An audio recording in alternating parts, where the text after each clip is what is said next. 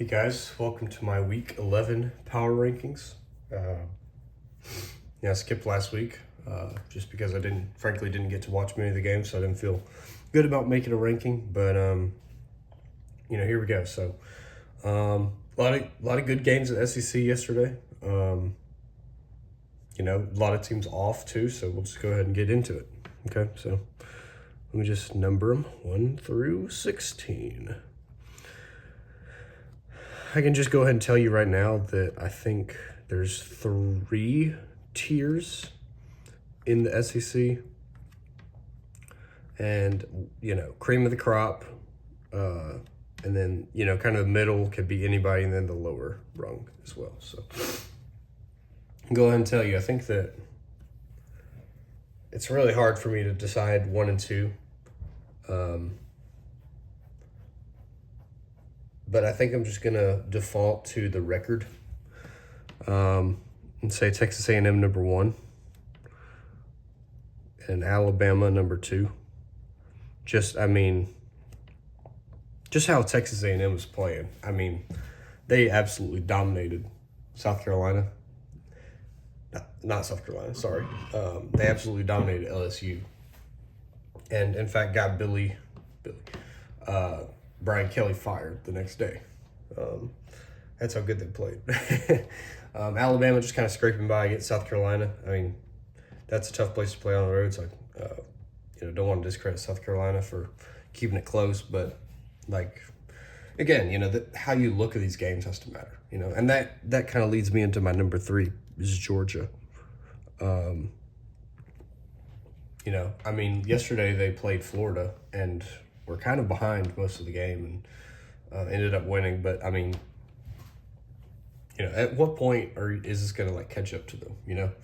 And it might not ever, because Kirby Smart, great coach, and that team has so much grit to come back from behind and win. And just so impressed by the poise of this Georgia team to, not panic when they're down, just go out there and win. So I really like this Georgia team. Again, like I said 2 weeks ago when I last did my power rankings, I really like this team. Just the grit, the fight that they show in the fourth quarter, just absolutely dominating teams in the fourth quarter. Just like they did to this next team, Ole Miss. Huge win against South Carolina yesterday. Just kind of dominated that game. And it's really interesting that on the broadcast they were talking about Lane Kiffin and just the growth that this guy has been through the past 15, 20 years. It's a different guy that got fired from the Oakland Raiders and from USC all those years ago that now is coaching at Ole Miss, and all these jobs that open up, we'll see if he leaves. I don't think he will, actually. I think he stays at Ole Miss. I think he's happy there. I think you can actually build a championship contender there. Anyway, enough banter about Lane Kiffin. But Ole Miss looks really good. That defense showed up. South Carolina's offense isn't very good, but Ole Miss is really good. They think it can make some noise in the playoff this year. Okay, as I like to do, I'll go down to the bottom. And I think there's 3 teams in that bottom tier that I mentioned. And I had trouble kind of thinking about what order to put these teams in, but I think we just put them by head-to-head just for right now. Even though I hate doing it, but I just, you just have to go by, if they win games or not. So 16 Arkansas, 15 Auburn, and 14 Kentucky. Arkansas, they played Mississippi State yesterday. Ended up losing, but it was a really close game, and got to give credit to Mississippi State for getting their first SEC win since the 2023 season. But gosh, Arkansas, they cannot win an SEC game. They are now 0-6 maybe in the SEC, 0-5, something like that. It's really bad. The offense looks pretty good. Taylor Green, but he's going to be gone, and we'll see. I think that he suffered an injury at the end of that game, so hopefully he's back in a couple of weeks when they play LSU. But they look better than Kentucky. They look better than Auburn, but how can I say that they're better when they haven't won, you know? Yeah, so with Auburn, I mean, they just lost to Kentucky last night. Just an embarrassing loss. And, you know, I'm sorry, Hugh Freeze has to go. I mean, I'm an Auburn fan, and I don't want to make this about Auburn or anything, but, like, this guy cannot win games at home, like, not won a single SEC game at home this year. It's embarrassing, and you can't beat a team like Kentucky. It's just a complete train wreck, and we have to start over. And I think like 98% of Auburn fans feel that way. This offense is just, it looks like a Division II offense. Like, you can't do anything against Power 5 competition. Like, it's embarrassing. And Hugh Freeze is supposed to be an offensive guy. And yeah, Auburn's just, they look bad. I mean, goodness, the defense is doing a great job. Give credit to TJ Durkin. I think he should be the interim head coach. And then maybe the full-time head coach going forward. But, you know, it's just hard to get your guys up for defense when your offense just can't do anything. So, yeah, that's Auburn. They're pretty bad. Same with Kentucky. I mean, they went on the road and got an SEC win, so give them credit for that. And they kept it close against Texas. Got to give them credit for that, too. It's hard to get my brain off the fact that Kentucky's just kind of bad this year. But, you know, you got to watch the game. You got to be malleable. I mean, Kentucky, you know, they kept it close the past few weeks. So, yeah, got to give them credit for that. Now, this middle tier is the biggest one. And I frankly think that any of these 5 through 13 can beat 1 through 4 on any given night. I don't know where to start, really. You know, I think I'm going to go. It's going to be kind of crazy because some people get mad at me, but you know, number 5, Texas. I mean, this is a power ranking, so it's how they're playing right now, but Texas looks really good right now. You know, just really dominated Vanderbilt for most of the game. It ended up being close, but yeah, Texas looked really good against Vanderbilt. So yeah, got up at number 5, I think. Yeah, I don't really see. I mean, you could argue Oklahoma, but then again, you know, there's the head-to-head there with Texas beating Oklahoma. Speaking of which, I'm just going to go ahead and put Oklahoma number 6. Huge win on the road in Neyland Stadium against Tennessee. You know, that offense kind of showed up, to be honest, in the second half. Now, Tennessee's defense isn't very good this year. They took a step back from that great defense from last year, but I mean, whenever Tennessee plays, they're kind of just a better version of Arkansas.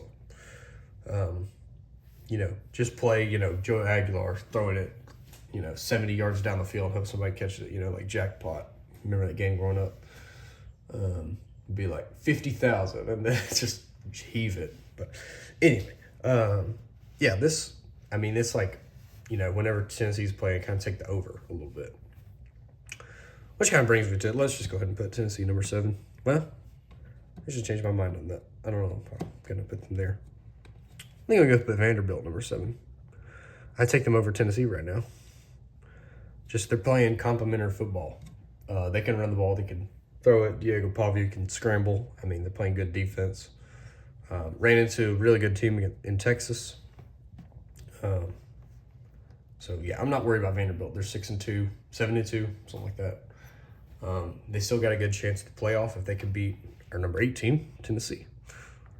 On the road, so it might be tough. But Tennessee's 2 of their losses are on the road at this point. So it's not impossible. It's not like, you know, Georgia coming into this year was like 33 straight home wins or something. So Tennessee's gettable, you know, so. Who we got left? Just trying to think a little bit. I'm probably going to put Mississippi State down here at 13. I mean, good win for Jeff Lebby and the guys in Fayetteville last night. I just think they got a ways to go.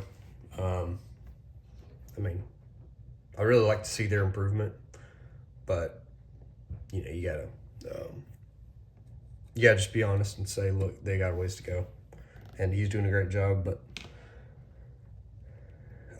they just got their first SEC win against our number 16 team, so I'm not going to get too excited about it, but we'll see what happens. I mean, maybe they get a chance to beat Ole Miss at the end of the year. We'll see. I think they're at home for that game, so that should be an interesting Egg Bowl. Okay, number 12, going to put Florida. Kept it close against Georgia, but again, like I said with Arkansas, like you got to win some of these games. I think that Auburn being at 15 has got to say a lot about you need to find ways to win. Georgia's number 3 right now, and they found ways to win, so that's very important in these ratings. It's just, do I trust you when the game's on the line to come back and to win a football game in the fourth quarter? So. And Florida's not one of those teams. Billy Gonzalez stepping in as an interim head coach, did a good job, so got to give him credit for that. Who we got left? Bro, what? I made a mistake. I'm sorry. I should have put South Carolina, number 13. Mississippi State above them. I apologize for that. This is a work in progress. We do this list live, so...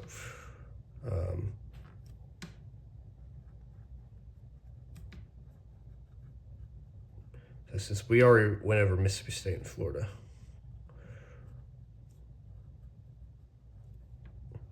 So you got to put South Carolina here. They got dudes, Lenore Sellers and Nick Harbor, deadly combo, but you can't win with 2 guys in football, Their offensive line is awful. Defense also not very good. Lost a lot of guys from last year. Dylan Stewart, I think, is hurt, but I'm not sure about that. Yeah, just South Carolina needs to get some more dudes on the offensive line. Number 10, I just got to say, LSU. Fired Brian Kelly last week. So they're a train wreck right now. It's like over his tenure, it's just been like one thing.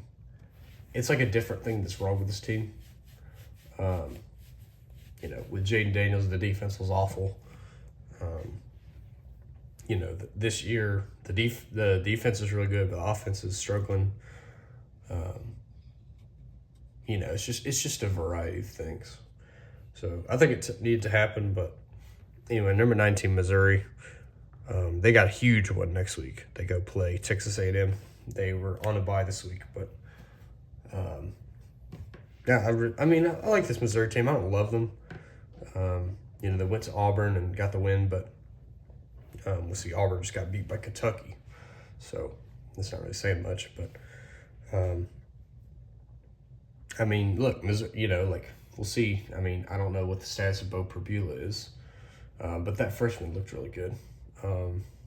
At the end of the game against Vanderbilt, almost won them the game. Had that Hail Mary at the 1 yard line. And just didn't quite make it in. So we could be talking about very different list right here for that game. But yeah, this is my SEC power rankings. Let me know if you have any questions or if you disagree. Let's see what you guys think.